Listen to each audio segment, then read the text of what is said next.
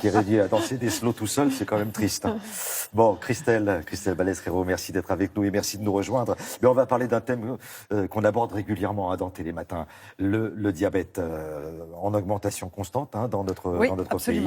Mais là, la bonne nouvelle, c'est que on va parler d'une technique qui permet de dépister ce diabète rapidement et facilement. Très précocement. Alors le diabète, on peut le rappeler, c'est 6% des hommes, 4% des femmes dans notre pays. Plus de 3 millions de Français sont concernés. Conséquences, les conséquences de ce diabète sont considérables. Maladie cardiovasculaire, mais aussi atteinte des nerfs, atteinte des yeux, atteinte des reins. Et il faut compter que chaque année, il y a 10 000 amputations dans notre pays, uniquement dans notre pays, à cause du diabète. Et cette maladie, le problème, c'est qu'elle est insidieuse. Elle peut se développer pendant 10 ans sans être dépistée.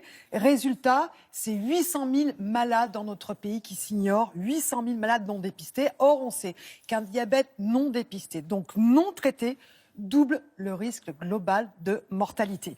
C'est pourquoi le dépistage est essentiel et il y a effectivement une nouvelle technologie très performante, non invasive, qui grâce à notre sueur, et oui, grâce à notre sueur, nous pouvons détecter de façon très précoce les complications du diabète. Explication en images.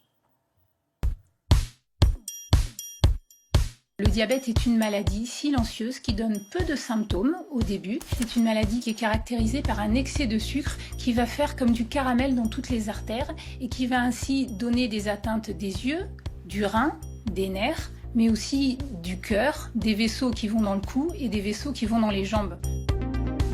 Ainsi, en dépistant le diabète plus tôt, cela va permettre de mieux traiter les patients et d'éviter l'apparition des complications de la maladie qui font toute sa gravité. Cet appareil permet de détecter un diabète bien avant qu'il n'apparaisse, car il détecte l'altération des nerfs, qui est une atteinte très précoce dans le diabète. Il permet d'évaluer la qualité de la sueur. La sueur, nous la fabriquons grâce à des glandes qu'on appelle les glandes sudorales. Le fonctionnement de ces glandes dépend de petits nerfs qui innervent ces glandes. Ces petits nerfs peuvent être altérés par l'excès de sucre dans le sang et induire une altération du fonctionnement des glandes qui fabriquent la sueur, et c'est ce que permet de détecter cet appareil. Donc comment est-ce qu'on réalise cet examen ? Eh bien, c'est très simple. On va mettre la paume des deux mains et la plante des deux pieds sans chaussettes sur ces électrodes en acier inoxydable. Alors pourquoi est-ce qu'on choisit ces zones ? Parce que ce sont les zones du corps qui sont le plus riches en glandes sudorales. Et donc on va appliquer un courant électrique parfaitement indolore que le patient ne ressentira pas.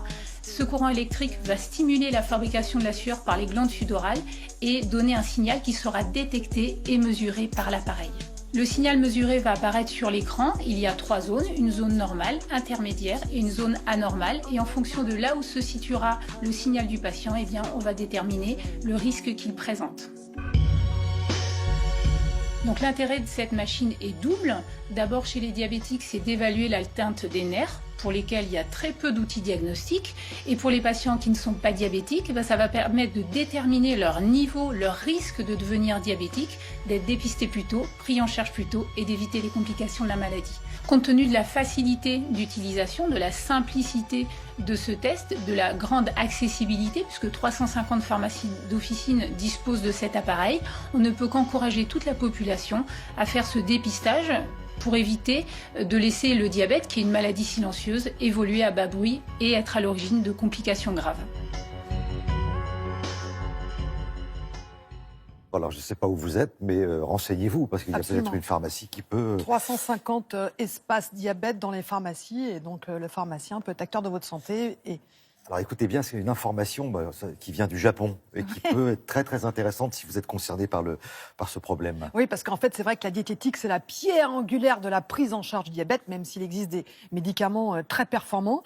Eh bien, ces Japonais se sont aperçus que lorsque l'on mangeait des crudités et des légumes en début de repas, eh bien, on arrivait à baisser la glycémie, les pics de glycémie à la fin du repas, mais aussi à contrôler la glycémie à long terme. Donc, c'est très très simple. Voilà, ça ne demande pas beaucoup d'efforts, simplement manger des crudités et des légumes en début de repas et on arrive à mieux contrôler son diabète de façon tout à fait naturelle.